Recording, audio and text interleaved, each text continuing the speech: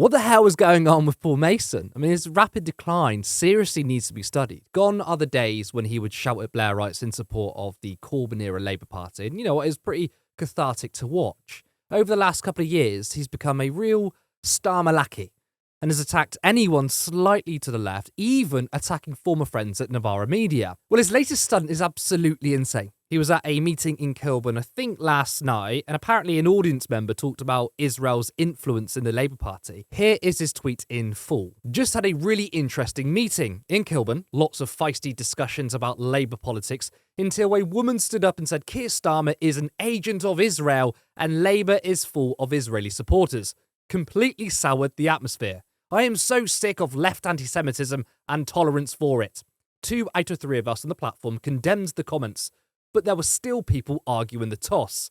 If the far left go down this route of tolerating and accommodating the ideology that legitimised the Holocaust, because that's what the socialism of fools was, it will end up in a dark place. To go from Starmer is an agent of Israel to this is the sort of stuff that led to the Holocaust is frankly unhinged. Now look, when people say stuff like Starmer is an Israeli agent, yeah, it sounds cringe, kind of conspiratorial, but it's not racist. In fact, Paul Mason, of all people, loves to attack individuals as Putin's puppets and people speaking on behalf of the Kremlin. I mean, he does this rhetoric all of the time, mostly against the left. So why does he have a problem with it when it comes to Israel?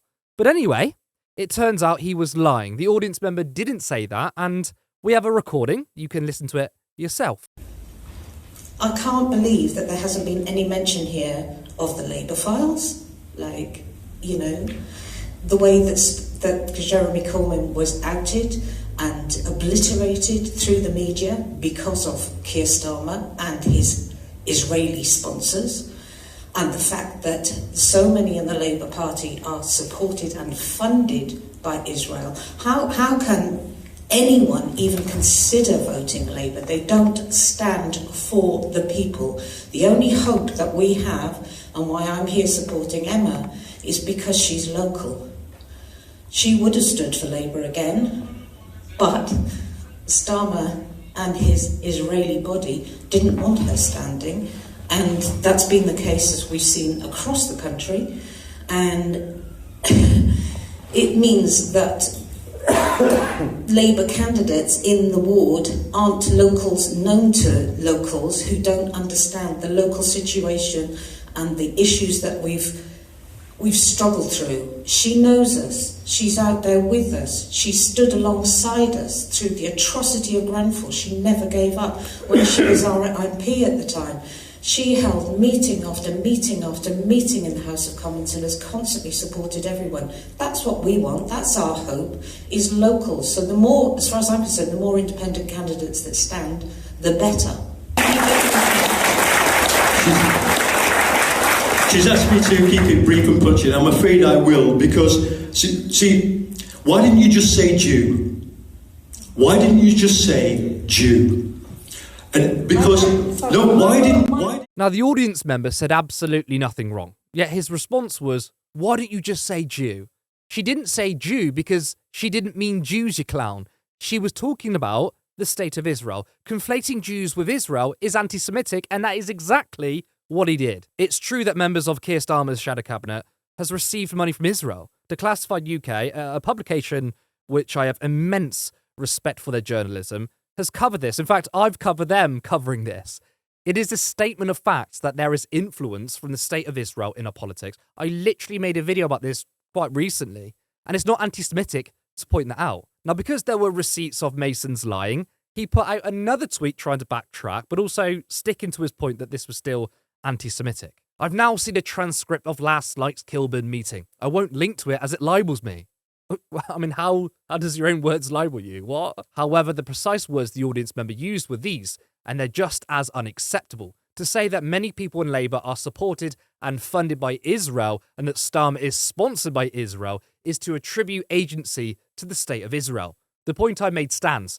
I'm sick of hearing these lies, and I'm sick of people on the left apologising for them. Again, it is a statement of facts that Starmer and some of the members of his shadow cabinet received money from Israel. I mean, how can you be racist by pointing that out. It's not good when a foreign state gives money to politicians. And again, if this was Russia, Mason would be losing his mind. So the question becomes, why does Israel get special treatment? The mainstream media were happy to call out the Tories when they received hundreds of thousands of pounds from Russian oligarchs. But if you were to do the same about Israel, you must be anti-Semitic. The reason why we give a pass to Israel is because they are our allies. So when politicians, when the media talk about Russia, Russian oligarchs, Kremlin mouthpieces, they don't care about foreign intervention. They only care about it when it's our enemies. But Israel is our friend, so that's okay. Now, the left, we're against foreign intervention into our politics, no matter where it comes from. But somehow that means it's about hating Jews.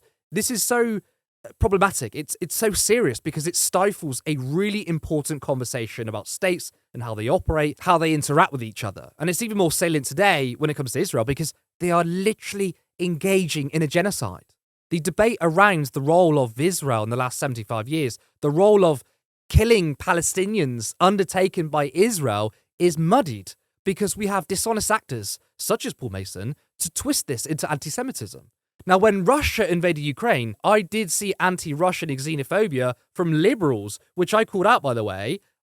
Russians in this country don't have a say on what Putin does. You can't blame these people, just as you cannot blame Jews for the acts of the Israeli government. But it's, of course, entirely fair to attack the Russian government. It's entirely fair to talk about the links between our government and Russia and Russian oligarchs. And that doesn't mean you are racist against Russians. And no one makes that point. But if you were to make that point, that is the exact same as calling someone anti-Semitic for being concerned about Israel's influence on our politics. And both of these examples are batshit crazy.